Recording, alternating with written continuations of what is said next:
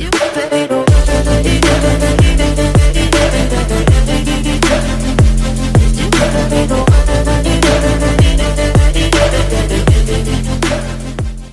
Guys, അപ്പോൾ നമ്മൾ ഇന്ന് വന്നിട്ടുള്ളത് BSNL ഒരു പുതിയ API ആയിട്ടാണ്.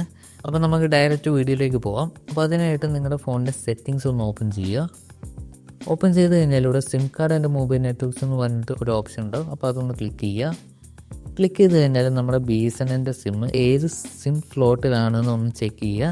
അപ്പോൾ എൻ്റെ ഇവിടെ BSNLൻ്റെ സിം 1ലാണ്. അപ്പോൾ ഞാൻ 1 ക്ലിക്ക് ചെയ്യുകയാണ്. നിങ്ങൾ 2 ആണെങ്കിൽ നിങ്ങൾ 2 സെലക്ട് ചെയ്യുക.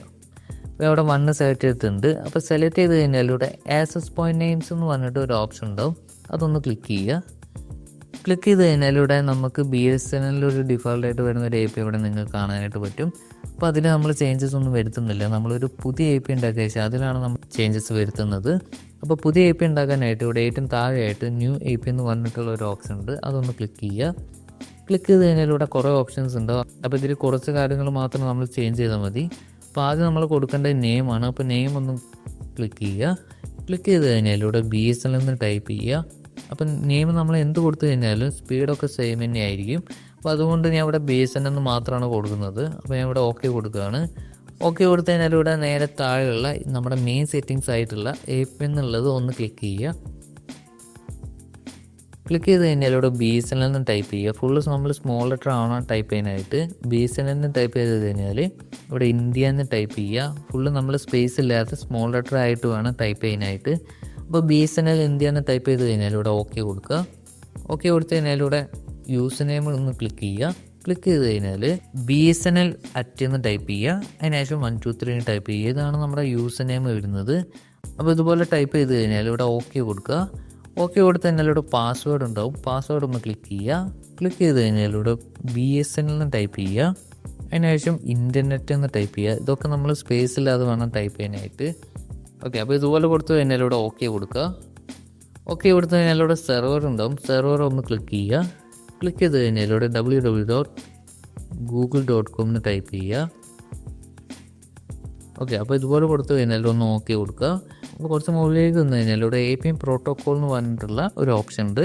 അതൊന്ന് ക്ലിക്ക് ചെയ്യുക. ഏറ്റവും ലാസ്റ്റത്തെ ഓപ്ഷൻ ആയിട്ടുള്ള IP4 IP6 എന്നുള്ള ഈ ലാസ്റ്റ് ഓപ്ഷൻ സെലക്ട് ചെയ്ത് വെക്കുക. അതിനുശേഷം അതിൻ്റെ തൊട്ട് താഴെയുള്ള API റോമിംഗ് പ്രോട്ടോക്കോൾ എന്ന് പറഞ്ഞിട്ടുള്ള ഓപ്ഷൻ ഒന്ന് ക്ലിക്ക് ചെയ്യുക. ക്ലിക്ക് ചെയ്ത് കഴിഞ്ഞാൽ നമ്മൾ നേരത്തെ കൊടുത്ത പോലെ തന്നെ IP4 IP6 എന്നുള്ള ഈ ഒരു ഓപ്ഷൻ സെലക്ട് ചെയ്ത് വെക്കുക. അതിനുശേഷം കുറച്ച് മുകളിലേക്ക് വന്നു കഴിഞ്ഞാൽ ഇവിടെ ബാരിയർ എന്ന് പറഞ്ഞിട്ടുള്ള ഓപ്ഷൻ ഉണ്ടാവും. ഇതാണ് നമ്മുടെ ലാസ്റ്റ് ഓപ്ഷൻ ആയിട്ടുള്ളത്. അപ്പോൾ ഇതൊന്ന് ക്ലിക്ക് ചെയ്യുക. ക്ലിക്ക് ചെയ്ത് കഴിഞ്ഞാൽ ഇവിടെ അൺസ്പെസിഫൈഡ് എന്ന് പറഞ്ഞിട്ടുള്ള ഓപ്ഷനിലേക്ക് ടിക്ക് മാർക്ക് ഉണ്ടാവുക. അപ്പോൾ അതൊന്ന് അൺടിക്ക് ചെയ്യുക. അതിനുശേഷം ഇവിടെ LTE എന്ന് പറഞ്ഞിട്ടുള്ള നമ്മുടെ ഫസ്റ്റത്തെ ഓപ്ഷൻ ആയിട്ടുള്ള ഈ ഒരു ഓപ്ഷൻ സെലക്ട് ചെയ്ത് വെക്കുക. അതിനുശേഷം ഇവിടെ ഓക്കെ കൊടുക്കുക. അപ്പോൾ ഓക്കെ കൊടുത്തു കഴിഞ്ഞാൽ ഇത്രയും കാര്യങ്ങളാണ് നമ്മൾ ചേഞ്ച് ചെയ്യാനായിട്ടുള്ളത്. ഇനി ഞാൻ സേവ് ചെയ്യാൻ നോക്കാം. സേവ് ചെയ്യണമെങ്കിൽ എൻ്റെ ഫോണിൽ ഇവിടെ ഏറ്റവും താഴെയായിട്ട് മോർ എന്ന് പറഞ്ഞിട്ടുള്ള ഒരു ഓപ്ഷൻ ഉണ്ട്. അത് ക്ലിക്ക് ചെയ്ത് കഴിഞ്ഞാൽ ഇവിടെ സേവ് ഉണ്ട്.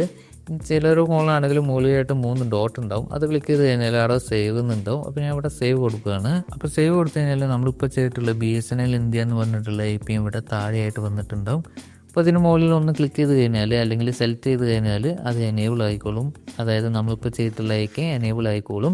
അപ്പോൾ വീഡിയോ ഇഷ്ടപ്പെടുകയാണെങ്കിൽ ഒന്ന് ലൈക്ക് ചെയ്യുക. അതുപോലെ തന്നെ ഇതുപോലത്തെ വീഡിയോ ഒക്കെ വേണമെങ്കിൽ നമ്മുടെ ചാനൽ ഒന്ന് സബ്സ്ക്രൈബ് ചെയ്ത് വെക്കുക. അപ്പോൾ ഈ ഒരു വീഡിയോ ഇത്രേ ഉള്ളൂ. അപ്പോൾ അടുത്ത വീഡിയോയിൽ കാണാം. Okay, by.